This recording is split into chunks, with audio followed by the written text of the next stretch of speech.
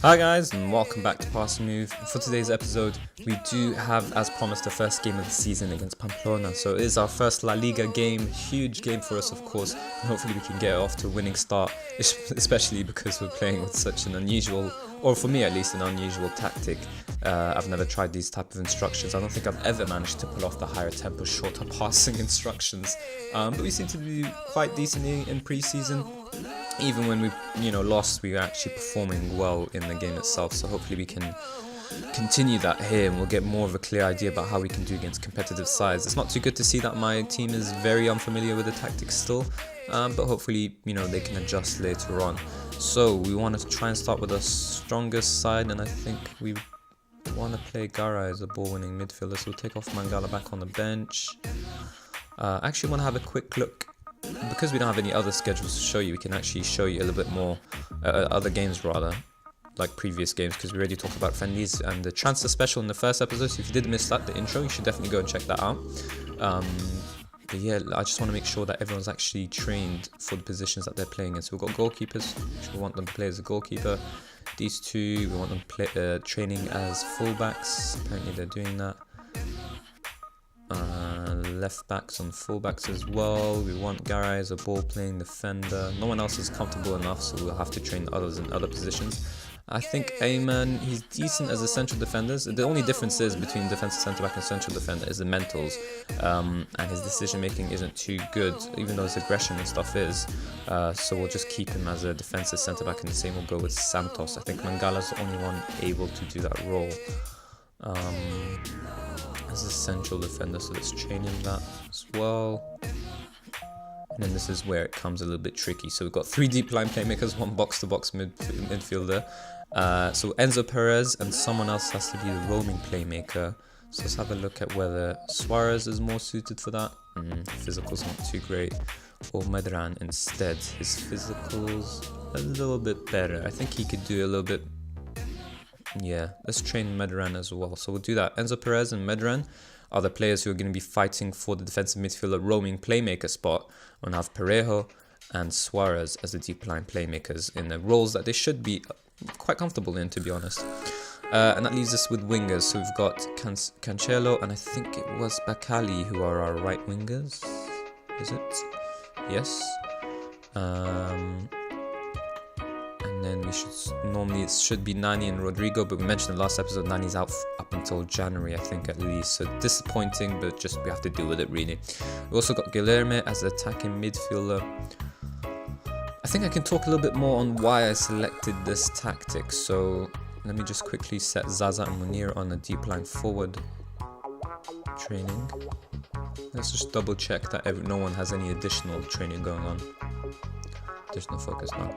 Alright, so I like the deep line forward role. I think it goes quite well. Normally if you play with a shadow striker, that's a perfect tactic for it, but I feel like because a shadow striker will push on a little bit too much for my liking, because we are playing Parejo and Perez, we still need someone who can kind of link this side of the team with this side of the team. The 4-2-3-1 defensive midfielder tactic really seems quite disjointed, but with these two on support duty, they should push up quite well. The only difference between defensive midfielders and central midfielders is their starting point. So these two will start here, but they'll quite comfortably push up as well, as their roles suggest. So we're playing with attacking midfielder as well. I feel like I like that role quite well, and I think it suits the short passing high tempo that we're going for, because as it mentions, the attacking midfielder operates higher up the pitch than the standard midfielder, so he cannot drive into space, which means he doesn't start off deep, which is perfect for us. We don't want anyone that deep. And also because we've got technical, mental skills, but the main bit I like here is he'll try and fashion chances for himself and others in the final third before the opposition defenders reduce the time and space he has to play, which means that normally his mentality would be to play a quicker pass before someone closes him down, and that's what I'm looking for as well, and he should be the main one we're going for in terms of that as well, so it'll be good to see. Got deep line playmaker and roaming playmaker. I'm not too I guess not I don't like that too much. I'd rather the defensive midfielder on support as well as a register roles for my defensive midfielders. But unfortunately, our players are suited for these roles, so we'll play with them, and so we can gradually make that transition into a defensive midfielder and a register as well.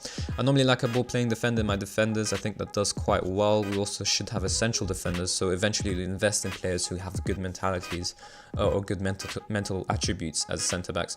The wingers and the full-backs are kind of complementary of each other, and it kind of just suits the side. I don't want inside forwards. I don't want them getting too drawn inside. I'm not too much of a fan of inside forwards, if I'm honest. I feel like you can still get plenty of goals from a winger, just as much. I think I've had wingers who scored 20 plus goals from out wide, 15 to 20, I think, and got a bunch of assists as well. I think they stretch the play really well. They help you with breaking teams down who are, playing deep defensive blocks and really compact. So it just kind of makes more sense to stick with this.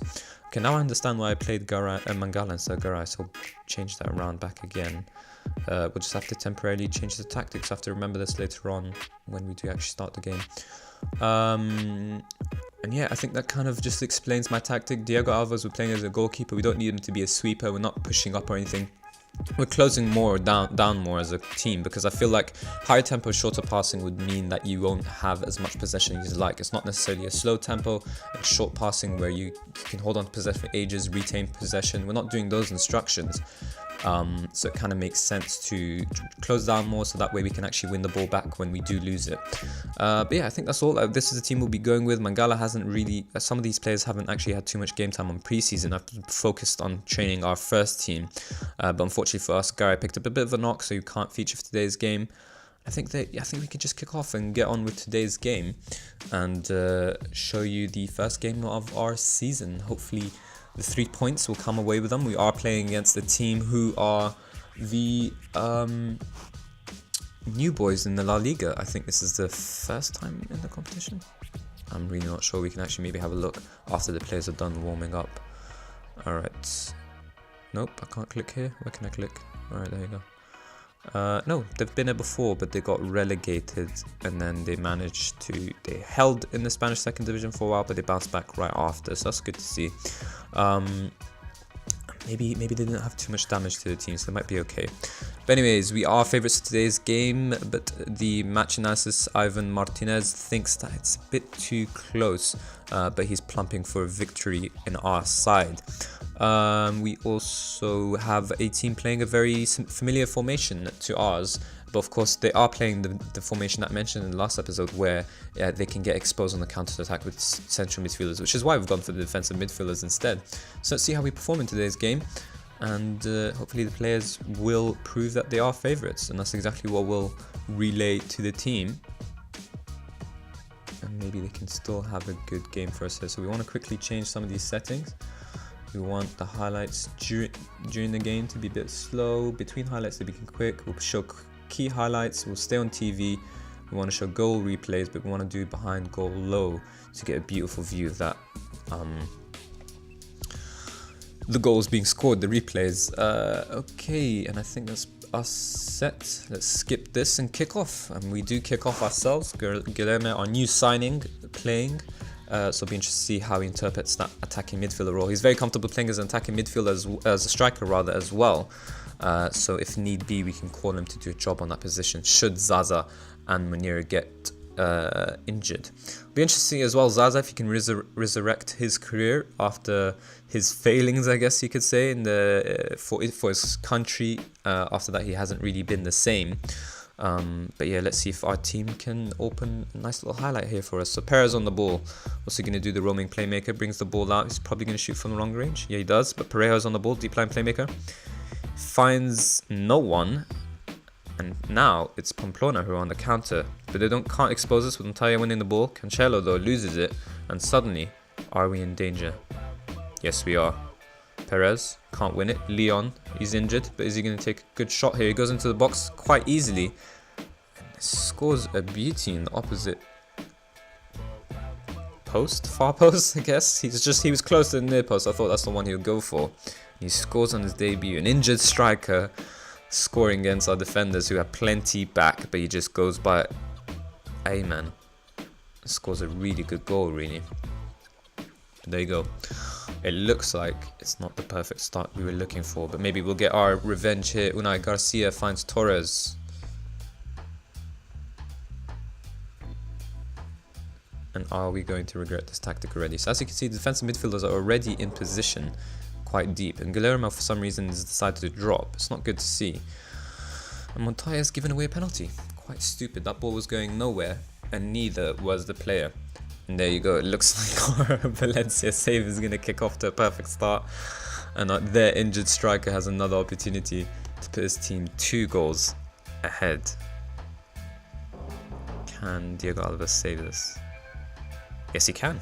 And there you go. Still 1-0. Montoya clears, but he'll have to be thanking his goalkeeper for that save.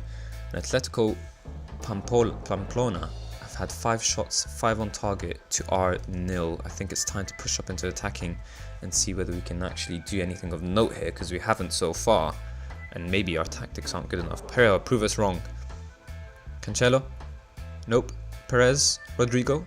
Just bouncing around. Perez again? Nope. He's left it for the guard, and that's a counter-attack on the way again, with Cuevas leading it. 2 versus 2 here. Can't deal with it. Nope. The guard's back again, and Leon's free. And what a shot again from him. City defending. I was talking about how playing to defensive midfielders will stop the counter-attack. But it looks like that did not stop Pamplona from doing that. Silly defending, to be honest. You've got to close down more instructions on, but it just didn't work out. Diego Alves, that's just a bullet. He can't do anything about that but flap his arms, to be honest. And suddenly my team are looking very poor tactically. Haven't had more than a single shot. And Pamplona running the show. So if anyone's got any tactic advice, that would be great at this point. But for now, we'll just have to tell the players off and see if they can wake up.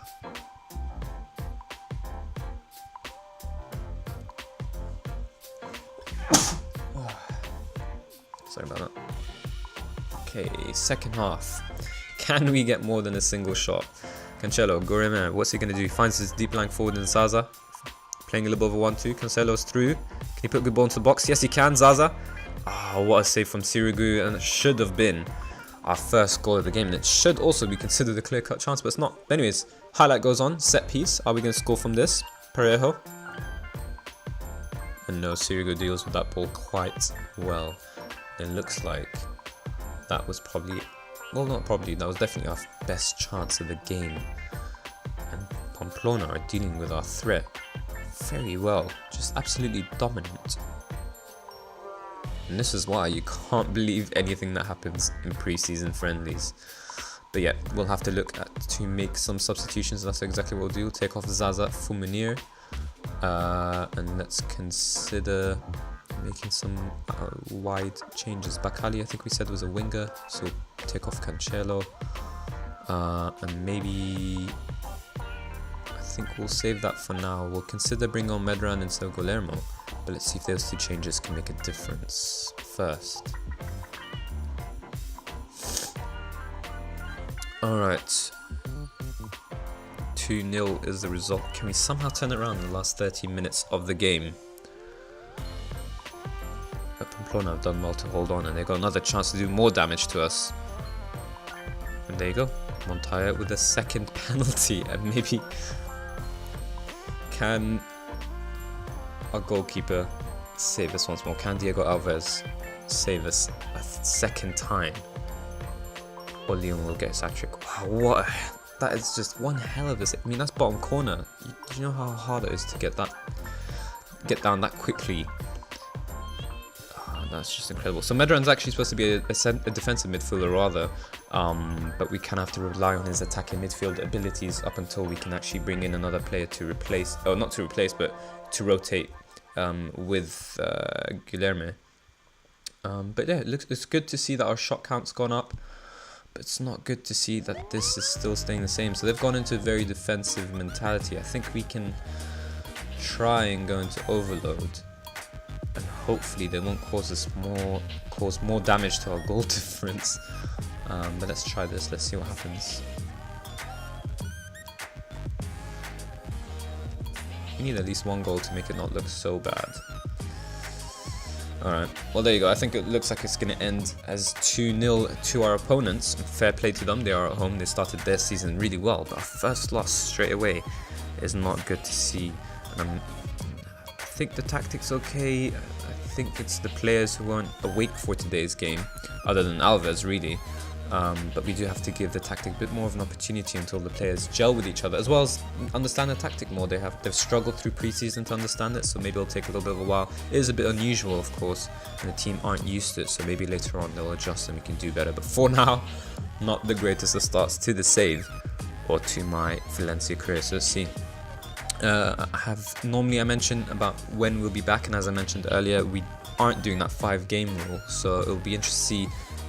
Especially in the beginning of the season, we kind of have to judge which game will be good. But I think maybe it'll be best to actually just show you the Madrid game, and then maybe we'll get a bit of a better clue of how we are in how we're doing in the league later on after these 2 games against Vigo and Real Palace. But anyways, I think that will be all for today's episode. So of course, if you did enjoy it, then please do hit the like button and subscribe for more daily Football Manager 2017 content. And as always, guys, thank you all very much for watching.